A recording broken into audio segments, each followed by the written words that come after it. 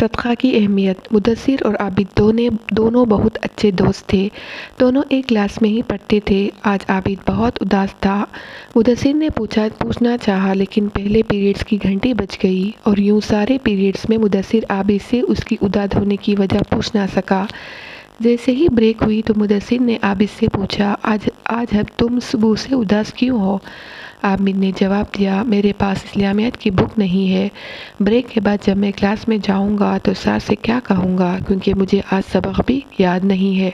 عابد کی بات سن کر مدثر فوراً کلاس کی طرف دوڑا اور اپنی اسلامیات کی کتاب لا کر عابد کو دے دی۔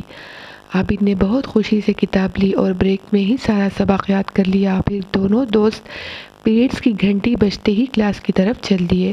چند لمحوں کے بعد سر احمد کلاس میں تشریف لائے اور بہت شفقت بھرے لہجوں میں انہوں نے بچوں سے کہا، پیارے بچوں، آج ہم صدقہ کے بارے میں پڑھیں گے۔ سارے بچے بہت توجہ سے سر کی بات سننے لگے۔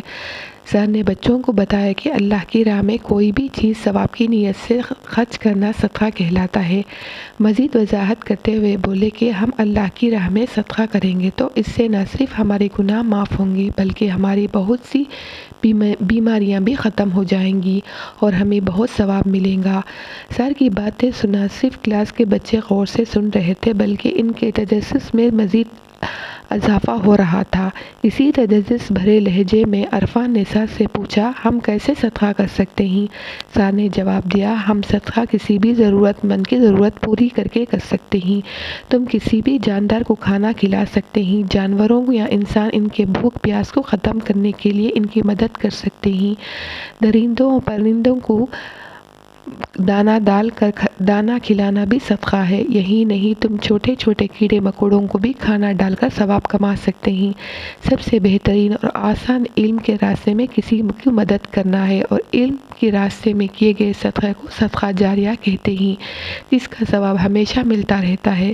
سارے کلاس مل کر صدقہ کے بارے میں جان کر بہت خوشی ہوئی اور سب نے مل کر وعدہ کیا کہ وہ بھی آج سے صدقہ کو اپنی زندگی کا معمول بنائیں گے۔ خاص طور پر وہ کلاس میں تعلیمی میدان میں ایک دوسرے کی بھرپور مدد کریں گے۔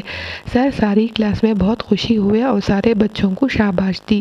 مدثر جیسے ہی گھر گیا، اس نے اپنی پاکٹ منی سے جو رقم بچائی تھی فوراً نکالی اور بازار سے مدثر کے لیے ایک نئی اسلامیات کی کتاب خریدی، کیونکہ وہ جانتا تھا کہ اس کا دوست اس کی طرح امیر نہیں ہے۔ وہ اس کی کتاب کے ذریعے سر سے کیے گئے وعدے کو بھی پورا کرنا چاہتا ہے۔ شام کو مدثر عابد کے گھر گیا اور عابد کو کتاب پیش کی تو عابد کی آنکھوں میں آنسو آ گئے۔ اس نے خوشی سے مدثر کو گلے لگا لیا۔ پیارے بچوں، ہمیں بھی عابد اور مدثر کی طرح اپنے دوستوں کے ساتھ مل جل کر رہنا چاہیے اور مدثر کی طرح صدقے کو اپنی زندگی کا معمول بنانا چاہیے، کیونکہ صدقہ رسول صلی اللہ علیہ وسلم خوش ہوں گے اور ہم دنیا اور آخرت میں سرخ ہوں گے، اور اللہ ہم سب کو صدقہ جیسی عظیم نیکی کی توفیق دے۔ آمین۔